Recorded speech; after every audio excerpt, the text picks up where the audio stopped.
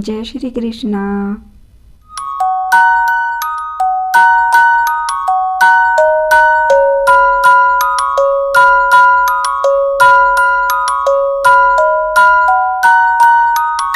वृंदावन में आकर मन निर्मल हो जाता है। बात भाव की है, बात ब्रज की है, बात मेरे वृंदावन की है। बूझो तो बहुत कुछ है, वरना पागलपन है। एक संत वृंदावन मथुरा गए, कुछ दिन रहे, घूमे फिरे और जब वापस आने लगे तो विचार किया, भगवान को भोग लगाकर कुछ प्रसाद ले चलूं।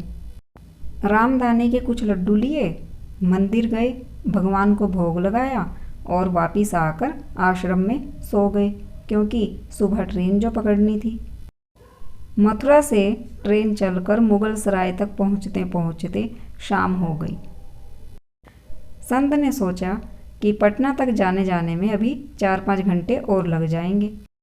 मुगल सराय में ट्रेन आधा घंटा और रुकती है, इसीलिए हाथ पैर धोकर संध्या वंदन करके कुछ खा पी लिया जाए।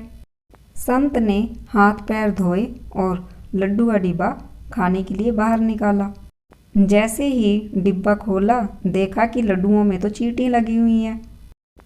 जैसे कैसे करके चींटियों को हटाया और उसमें से 1-2 लड्डू खाया और बाकी बचे हुए लड्डू का प्रसाद बांट दूंगा, ऐसा सोचकर बाकी लड्डू छोड़ दिए। पर कहते हैं ना, संत हृदय नवनीत समाना। बेचारे संत जी को तो उन लड्डुओं से ज़्यादा उन चींटियों की चिंता सताने लगी। सोचने लगे कि ये चींटियाँ वृंदावन से इस डिब्बे में मुगल सराय तक ट्रेन में चलकर आई हैं। कितनी भाग्यशाली हैं ये सब कि जो इनका जन्म वृंदावन में हुआ।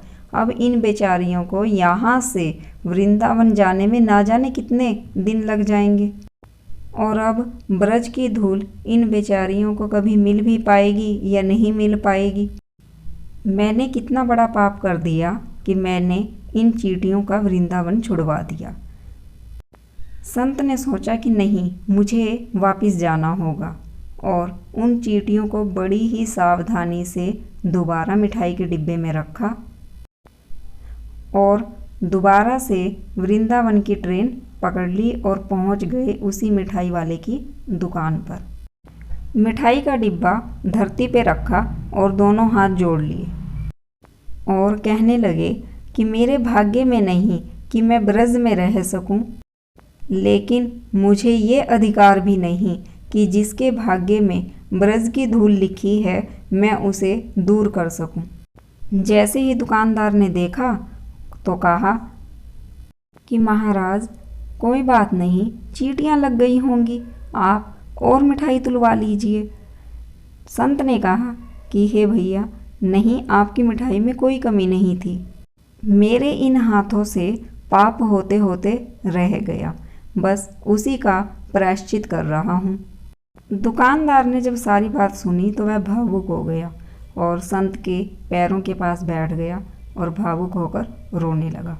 उधर संत की आंखें भी नम हो गई, क्योंकि बात भाव की है, बात निर्मल मन की है, बात ब्रज की है, बात मेरे वृंदावन की है, बात मेरे नटवर नागर और उनकी राधा रानी की है, बात मेरे कृष्ण की राजधानी की है, बात मेरे कृष्ण जी की है। बूझो तो बहुत कुछ है, नहीं तो बस एक पागलपन है।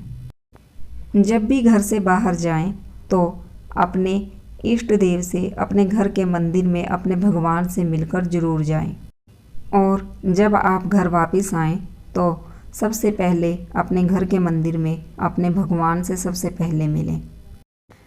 घर से निकलने से पहले अपने भगवान से मिलकर जाएं, क्योंकि आपके हाथों में चाहे लाखों की घड़ी हो, लेकिन समय तो सिर्फ और सिर्फ मेरे कृष्ण जी के ही हाथ में है।